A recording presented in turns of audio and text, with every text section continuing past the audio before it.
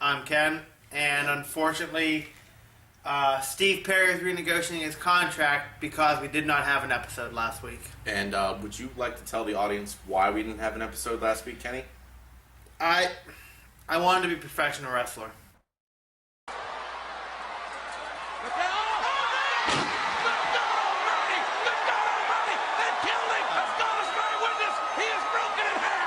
Due to the financial hardship of missing last week's episode, I was forced to live along the highway and scavenge for whatever food I could find.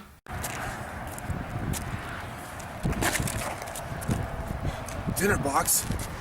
Oh, please be a Big Mac. Oh, it's just a McDouble, but the fries are good protein. So in music news, Kesha is suing her producer. Yeah, she's suing her former producer, Dr. Luke. She wants full rights to her music because allegedly he sexually assaulted her and verbally abused her. In other news, Blink-182 has an album coming out. They said they're going to get in the studio in the next couple of weeks, and it should be out by summer of 2015. And also, Snoop Doggy Dogg is back. He's no longer Snoop Lion. He got back on that cannabis. Well, I guess he's always on the cannabis, but now he's really hitting that cannabis. And he's actually working with Pharrell on his new album. And they actually did work before. Pharrell produced Drop It Like It's Hot with Snoop Dogg. So that's really something to look forward to here. No timetable on that. Yeah, Iggy Azalea is also coming out with a new single, unfortunately. Jason Aldean's new album, Old Boots, New Dirt, hit #1 on the charts. So suck it, Taylor Swift. Also, for you country fans out there, on June 20th and 21st, they're going to be having the Buckeye Country Superfest down at the Horseshoe in Columbus. Now, acts include Blake Shelton, Kenny Chesney, Rascal Flatts, right? Mm-hmm. Yeah. Now, if you're going to want floor seats for this, a 2-day package floor seats is going to run you about $386. Kind of pricey, but for all you big country fans out there, it's something that's, it's in June. It's far ahead on the calendar, but, it would be great. It would be a nice event, maybe to take the whole family, get a group of people going. Because it's just going to be a lot of superstars packed in one stadium, 2 days. So if you're a big country fan, it's worth it. Start saving and please don't drink too much. Don't drink. At all. Just if you go to a country concert, please don't drink anymore.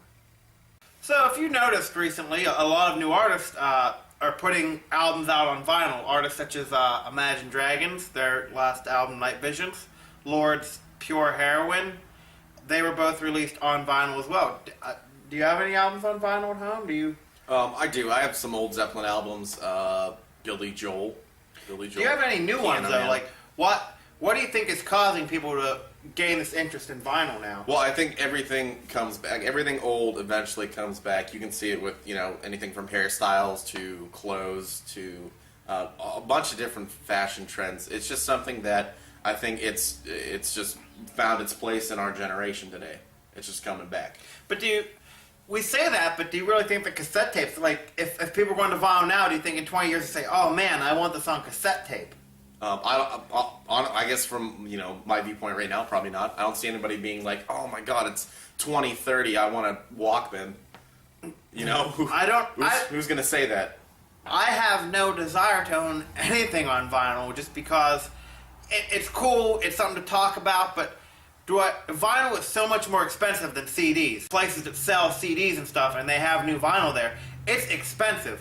I remember I saw Elton John's Goodbye Yellow Brick Road was $40 at the store, and I actually just gave my copy. I had an original copy, gave it away, didn't want it anymore, and I saw a brand new one for $40. It's like, hey, I want to hear, I like that song, where let me just find it on the needle. Up, off a little bit, up. And then 10 minutes later, you find your favorite song. Well, I think honestly it's probably about preference. Let's face it, people have their own opinion about everything, and they just might like it might be the older generation where, hey, that's what I grew up on, so why not, go out and buy the new music that I like, get it on vinyl, add it to the collection of, the countless other records that they have from the 60s, 70s, 80s, whatever you have it. And then I think, too, for maybe the younger generation out there, that it's just something different. It's a lot, when I was younger, between the ages of, from when I can remember, maybe 3 and 4 till about 10, we had a record player. We didn't use it a lot, but it's still something that I was familiar with. Now, you even take people 5 years younger than me, they may have never even actually encountered one in person. So if they get the chance to, buy vinyl and then get a hold of a record player, I believe it's just something different. But honestly, for me, it's kind of an inconvenience, because the last thing I want is to spend all this money on the vinyl, and I'm kind of immobilized from using it. Like, you can't, there's no portable vinyl player, it's just, it's kind of confined to wherever the record player is. And you have all this technology between phones, MP3 players, iPods, and, even XM radio. You have access to all this music whenever you want on the go.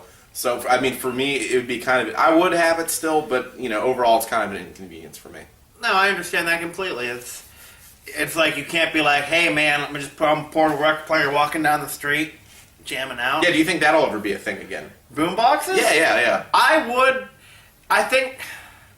don't think so, but like I've noticed is I'll see kids whenever I went to college, I would see kids on campus with their cell phone blasting whatever song, holding it like this, walking down. I'm like, invest in a pair of headphones. It's just, but they wouldn't do it. They'd literally blast a song out of their phone like that. Do I think people are going to go out and buy the huge boom boxes? No, because it's hard to buy a huge boom box. Yeah, that's a lot of D batteries too, and they're not cheap. I don't know. I just be cool. Be honest, I'd totally walk down the street with that. I might do that tomorrow. All I gotta say is I was the kid in high school until about 9th or 10th grade that rode the bus every day with a portable CD player with the big wraparound headphones. That was me. When everybody had an iPod or a Zune, yeah, just those aren't coming back. Those aren't coming back. Those are dead. Give it up, Zune fans. They're gone. I did have a CD player too, though. I remember I got my first iPod. It was a 2 gigabyte iPod, and I could hold like 500 songs. Yo, what was the first CD record? I mean, I don't know. What was the first piece of music that you bought with your own money? The first CD I ever bought with my own money was AC/DC's High Voltage. That's pretty awesome. Yeah.